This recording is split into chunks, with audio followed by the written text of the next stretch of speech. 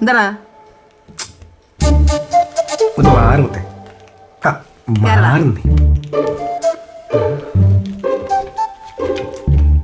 എന്താ പരിപാടി? എന്റെ പൊന്നമ്മച്ചി, ഈ പ്രായമായ സമയത്ത് ദൈവത്തെയും വിളിച്ച് സുഖമായിട്ടും കൊണ്ടുപോകുന്നത് പ്രാർത്ഥിച്ചിരിക്കുക. അതിപ്പോ ഇതൊക്കെയാ പരിപാടി. പ്രായമായതേ നിന്റെ തള്ളക്കാ. ആഹാ, എന്നാ പിന്നെ ഞാനങ്ങ് അംഗൻവാടി കൊണ്ട് ചേർക്കാം. ചീട്ടുകളി, സ്മോളടി, മരുന്ന്. ഞാൻ തന്നിട്ട് ബാക്കി എവിടെയാടാ? ആ 1 രൂപയല്ലേ? 1 രൂപയ്ക്ക് ഞാൻ താഴെ ഒരു ആര് വലിച്ചു കെട്ടിയിട്ടുണ്ട്. ഇടയ്ക്കിടയ്ക്ക് തടി എടുക്കാൻ കൊണ്ടേക്കോ.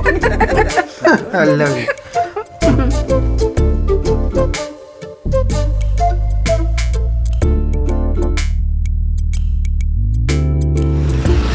ഭീമോന്റെ കാര്യം നാസറ എന്നോട് പറഞ്ഞത്. നാസർ, ഈ കട കണ്ടുപിടിക്കാൻ ഞാനൊന്ന് കറങ്ങി. എന്താണോ എന്തോ മോഡൽ. എനിക്ക് സെക്കൻഡ് കാറിന് കച്ചവടമുള്ളൂ, അതും പാർട്ട് ടൈമാണ്. ഈ അടുത്തൊരു ബൈക്കിന് എൻക്വയറി വന്നു.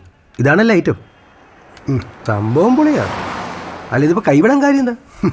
നമുക്ക് പ്രായമായില്ലേ, ഇനി പിള്ളേരെ കൊണ്ടുപോയി ചെത്തട്ടെ. ചത്തോട്ടെ ചെത്തട്ടെ, നമുക്ക് കുറച്ച് കാശും കിട്ടും. അതെ അതെ. സാറേ കുണ്ടംകുളന്നല്ല സാറേ,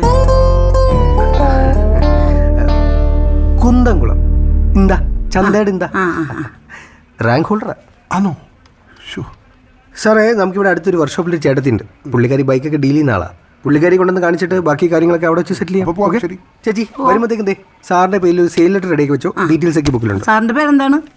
കുട്ടമ്പിള്ള.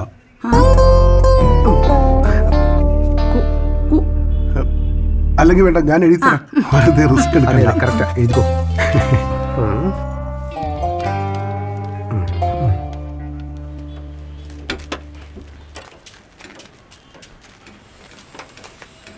നമസ്തേ ചേട്ടത്തി. നിങ്ങൾ എത്തിയോ? ഇന്നു മുതൽ പണിക്ക് കയറിക്കോ. 2 ആഴ്ച ഞാൻ നോക്കും നിങ്ങളുടെ പണി എങ്ങനെയുണ്ടെന്ന്.